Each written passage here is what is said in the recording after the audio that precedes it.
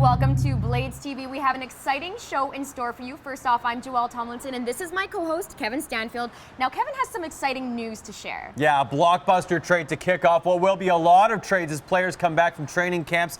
The trade of Nikita Scherbak. He's no longer a Blade, but we want to take a look at the fun side of Sherby, as the players called him, and also get some player reactions in there, too. Absolutely. We're also going to take a look at this past weekend against PA. And we also have a look at Brandon and Moose Jaw, what's coming up this weekend. But you want to make sure to stay tuned because there is a battle of the Blades, you may say.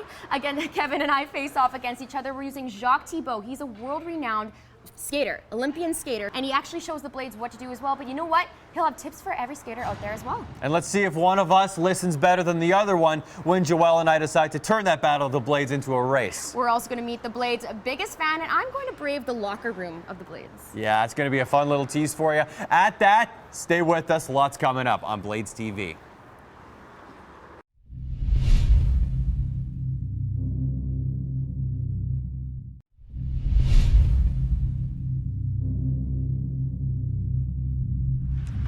Welcome back. Well, the Blades are practicing their skills right behind me, but there is one player that is noticeably missing from the roster. Now, that is Nikita Scherbak. He was recently traded, and with me, I have Ryan Dietrich to tell me exactly what happened. So, go ahead. What did happen? Well, thanks, Joelle. Yeah, huge news here today in Saskatoon. Nikita Scherbak traded to the Everett Silvertips, and in return, the Blades get a 97-born goaltender, so shoring up a little bit in the crease a little bit.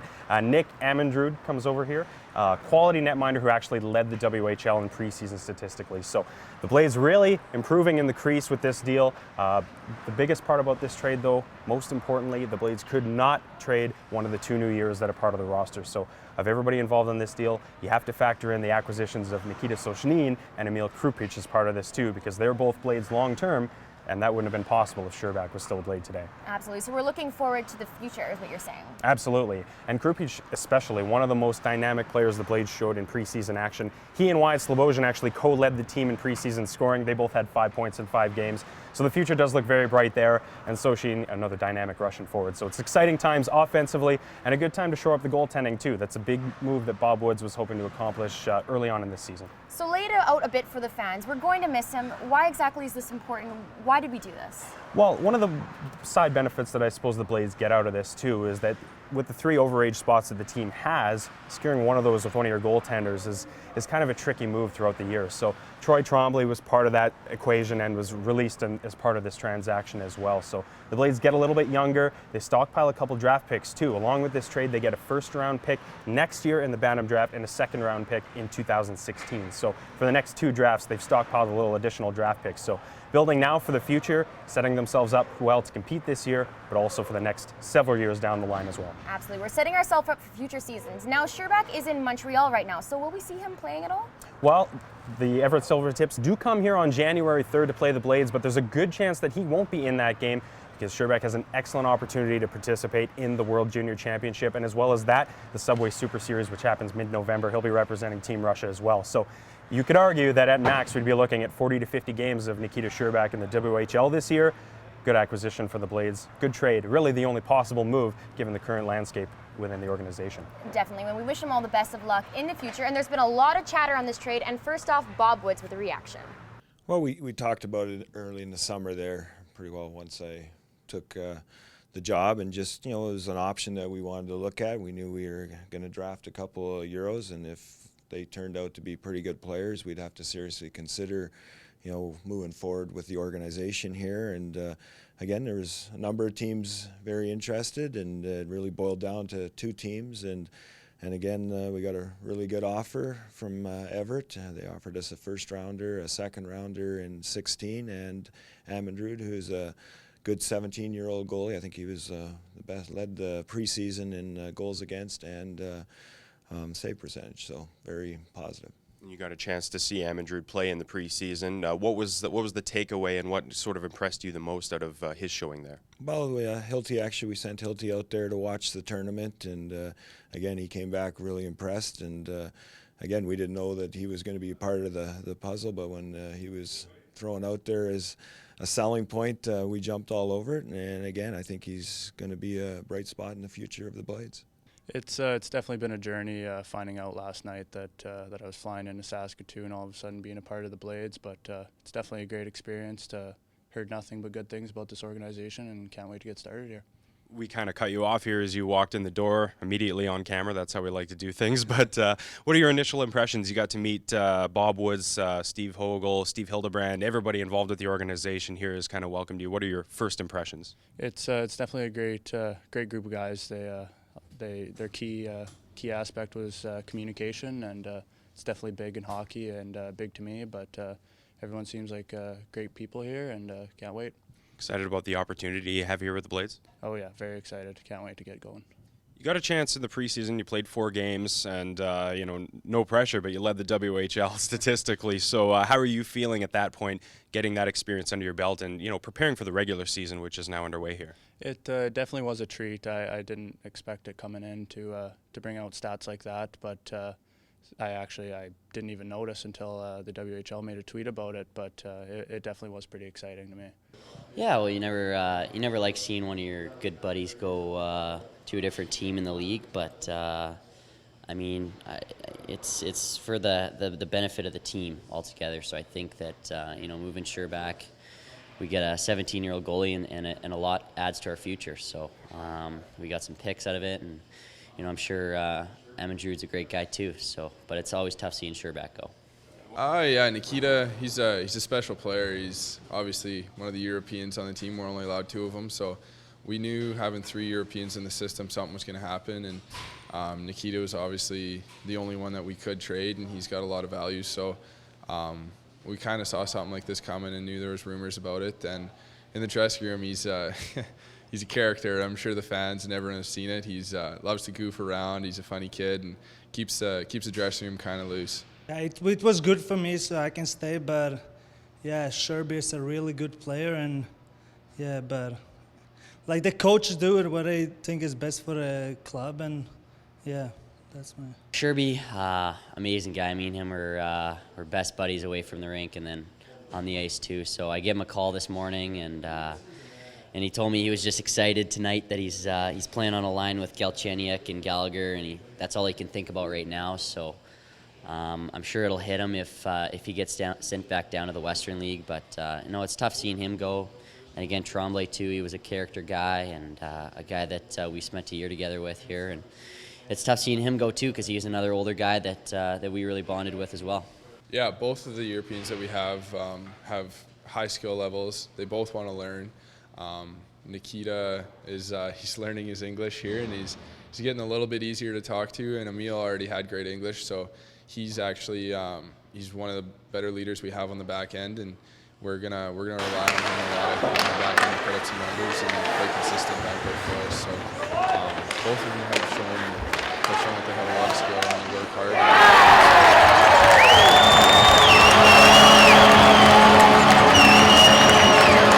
Some wonderful perspectives, and it's not all about the ice with the Saskatoon Blades. With Kevin, we have a bit more. Oh, absolutely. Nikita Scherbak, a fun guy on the ice, a great guy off the ice, active in the community, and a big fan on the scoreboard as well. Check out this piece with him and David Nemechek, Becoming Canadian.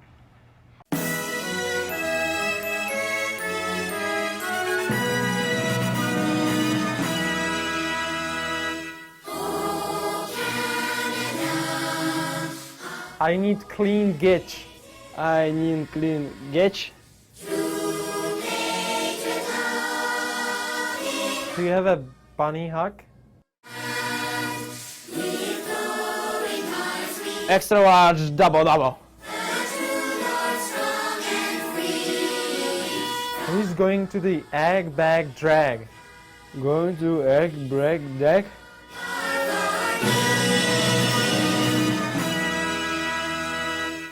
Double. Well, personally, I prefer my Tim's 1 cream, 1 sugar. How about you, Kevin? Double with milk, though. That's how I operate. Either way, the 2 brand new Euros have some very big shoes to fill. Soshni Kupic, you better step it up because, well, they were clown shoes. Make sure you stay tuned. We have so much more for you just after the break.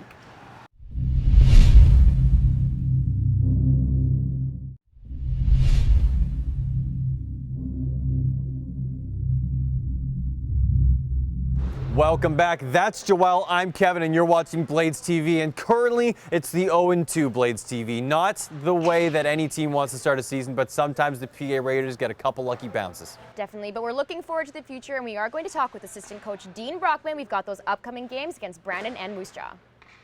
So we're in the bowels of the Credit Union Center. This is where the magic happens. We're with Dean Brockman, assistant coach of the Saskatoon Blades. This is your office, though. This is kind of where you will meet with your coaching staff before and after games. But speaking of the games, open up the season with a pair against the Prince Albert Raiders.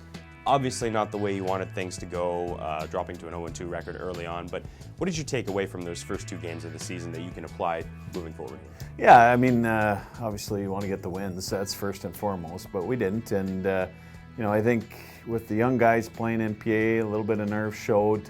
You know, I just thought, you know, from start to end, you know, it was a game of kind of missed opportunities. We just didn't execute on a lot of situations, you know, and certainly we were never out of it. It never felt like we were, you know, totally out of it. And, you know, until the last minute, you know, when the buzzer sounded, that's when the game ended, obviously, but it, you know, we didn't get the win. And then the next night, you know, on Saturday, our home opener, you know, which can create a whole bundle of nerves for, you know, the guys, especially with family here. And, you know, I just thought, you know, a great crowd. You know, we just, we let them down, I guess. But I thought in that particular game, we followed our systems better. You know, we had more structure to our game, which is things that we can use, you know, going forward. There's less mistakes. You know, unfortunately, the mistakes that were there were timely and they capped, and, you know, we didn't. Is there anything unexpected about that? Obviously, you want the results to go your way, but with a whole new coaching staff, a whole new group of players in that dressing room, it's going to take time for things to kind of mesh a little bit. So was anything unsurprising about the way that those two games evolved over the two nights? Well, you think you prepare, right? You know, and, you know, sometimes you can over-prepare or under-prepare, but, you know, I thought we were, you know, we were prepared, and you know, really you can't prepare for the nerves. You know, I think that's one thing, but you know, I think really, you know, it really gives them a chance to see who we are as coaches, you know, how we react to situations, you know, and guys got to get used to their roles a little bit more. And you know, I think all going forward, everything was pretty positive. I think the night, you know, that was great. You know, obviously you're not looking around watching it, but you know, it's too bad we couldn't get a win for a great crowd. And now a couple more tests coming this weekend. You get the Brandon Wheat Kings and the Moose Jaw Warriors again on back-to-back nights over the weekend. Another full week of practice as well leading up to these games. So what's your outlook? What's your take heading into that first one coming up in Brandon? Well, obviously, you know, there's some new faces around here, so certainly, you know, that's going to transpire into, you know, teaching the guys. You know, it'll be good for, you know, Isaac to get, you know, a full week of practice under his belt and get the systems down. I think for us going into Brandon, we know they're a very good team, you know, and we hope to get Noish back by then from the NHL camp, and that'll solidify our D. And, you know, we just have to play with them. We can't be intimidated, and I think it's important for us, you know, as every game, to get off to a good start. And then, you know, the next night we're in Moose Jaw, and, you know, certainly Moose Jaw is never an easy place to play. And, you know, I think for us, it's great to get on the road. The pressure's off. You know, let's go out there and be loose and, you know, execute the game plan that we put forward this week. A little bit of excitement too. I mean, you still have some new faces that have come in. Nick Amandrud as well, between the pipes. Looks like he might get some action this weekend. So it seems like it's constantly a little bit of an evaluation process for you guys, but it must be an exciting one. Yeah, absolutely. I mean, as hard it is to see some guys go, it's always rewarding to see new faces, guys that you know that are going to help contribute. And, you know, that starts with Nick. I mean, you know, certainly our two young goalies, Marty played well, you know, on Saturday night, and between the two, you just feel confident that they're going to get the job done. Thank you very much, Dean. Of course, you can check it out back-to-back nights again this weekend. Friday night against the Brandon Wheat Kings, and then the very next night, Saturday against the Moose Jaw Warriors at Mosaic Place. It's going to be an exciting time. Thank you again. You bet.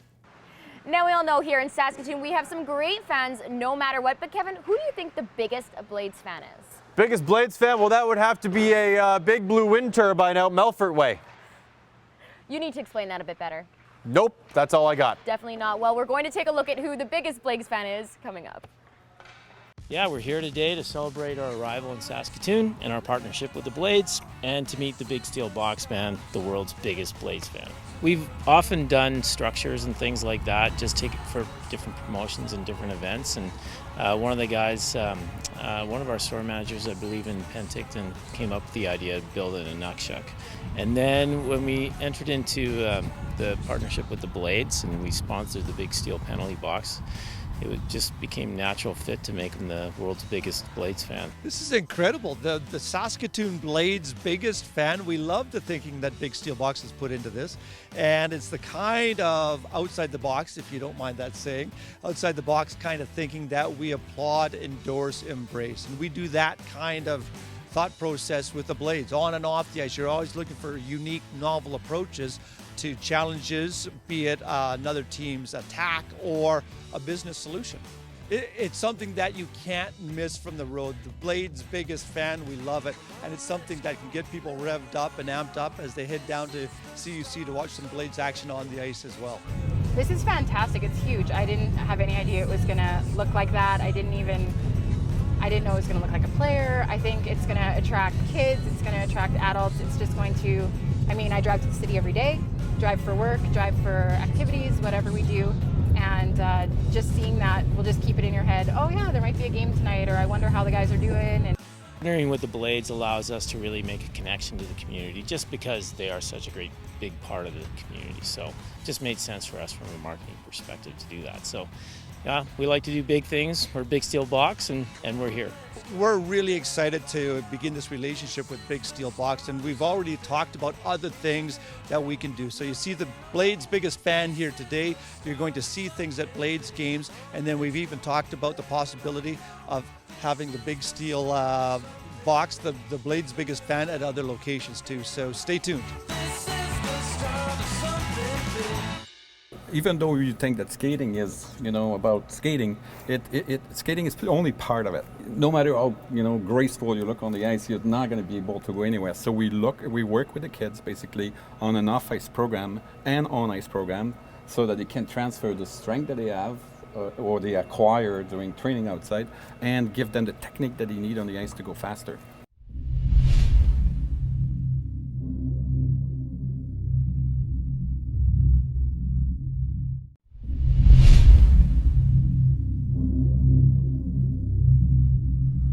Now, on the podium, you may have heard of it. Here's one of the key men behind it. We're pleased to be speaking with Jacques Thibault right now. Tell us a little bit about this program.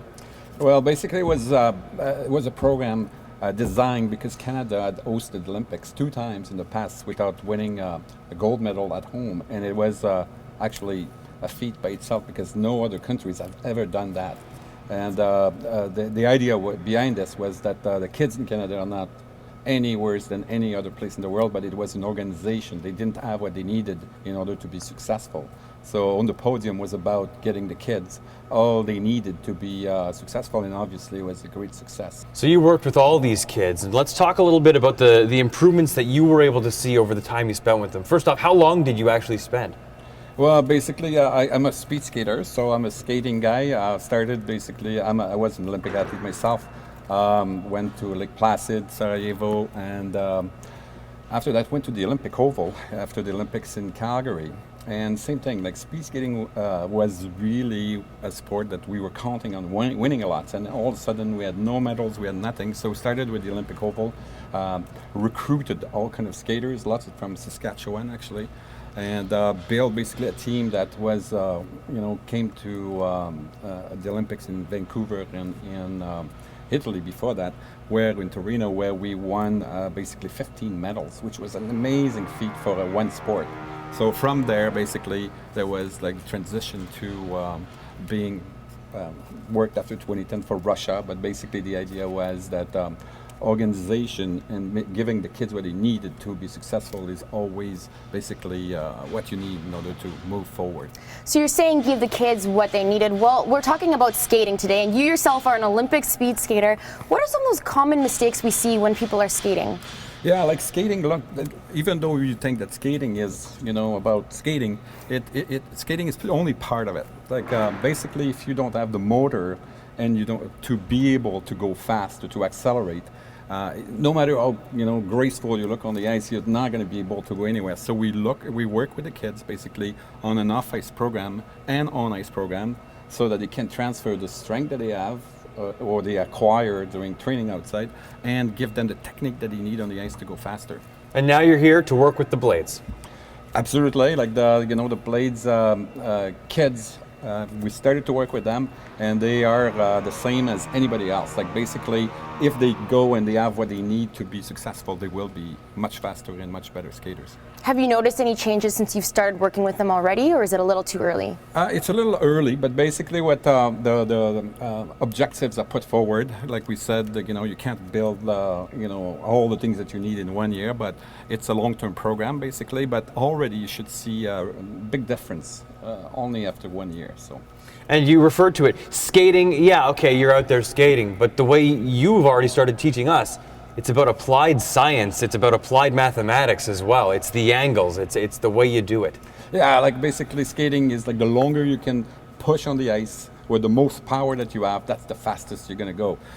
There's, these people are thinking that the quicker you are with your legs, the faster you're gonna be, but it's not quite like this. It's a little bit like going on your bike and you're using a small gear. It's fine to start, but you get caught really quickly where you're going faster than you actually can cycle.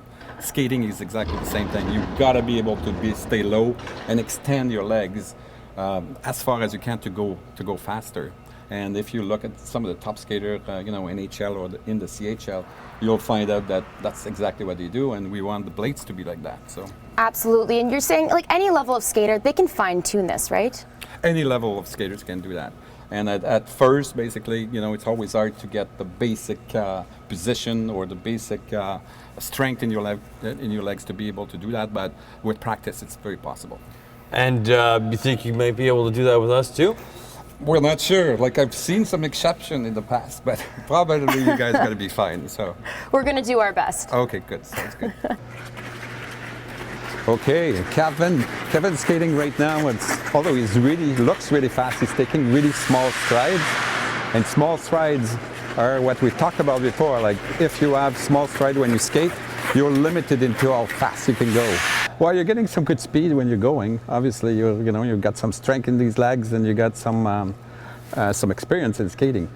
Now, if you would like to skate and be a little better, what we were talking about while you were skating is that the lowest you can go, the more you'll be able to extend your push, the faster you're going to go. So if you're, you're an NHL type of guys, you gotta get quick acceleration for the first few strides. But as soon as possible, you want to go long and extend your strides. So basically, your knees are going to get to a very 90 degrees, very low angle, and then your knees will go ahead of your toes instead of being something that's pretty much right now. You're kind of standing up, limiting what you can do. You're already much better. Oh yeah, I know, I can tell. Yeah. Everything you've said is just like the instant key. Yeah.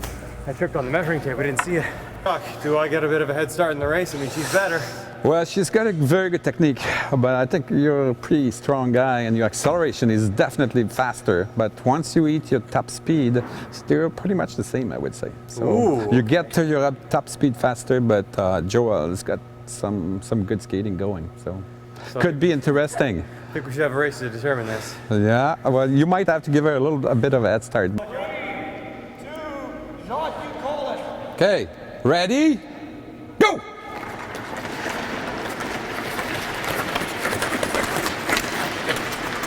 Ooh, that was a good one. When you have your speed, you're good. You're going really good. I actually get up to speed. Yeah, your skating is good. Who's the winner, Jacques? I don't know, I think Joel got it, but it was a very close one. Slipped? Yes. Yeah, but I had It was good. Good job.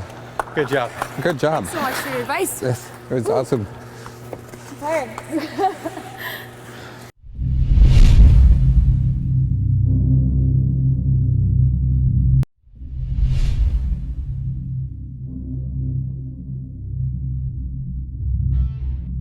Hey Kevin, you know what this means? It means I won the race. I kicked your butt. Well, it seems I lost my co-host. Well, the next game here at SaskTel Center will be October 9th, but before that, next week we're going to have the reaction of Brandon and also the game against Moose Jaw. And also, I get to explore the inside of this Blades locker room. See you later. Oh, I can smell it from here. The whole project was 6 years ago. In here, obviously, this is where the guys get dressed, and You know, Coach Woods comes in, gives him a pep talk. Graham Spikewater, our equipment manager, does an unreal job. This room every day looks like this. You know, this is the way it is, and it's an expectation we have as an organization. He wanted to incorporate it here in Saskatoon, and obviously we changed a little bit, you know, the wording to the Blades, but it's really something that he believes in and we all believe in, and that we're trying to throw into with our players. Team is everything. I haven't been on a team that's had success unless there was some chemistry and guys that get along and have the same beliefs and are on the same page. So this really is the key to what we're trying to do here.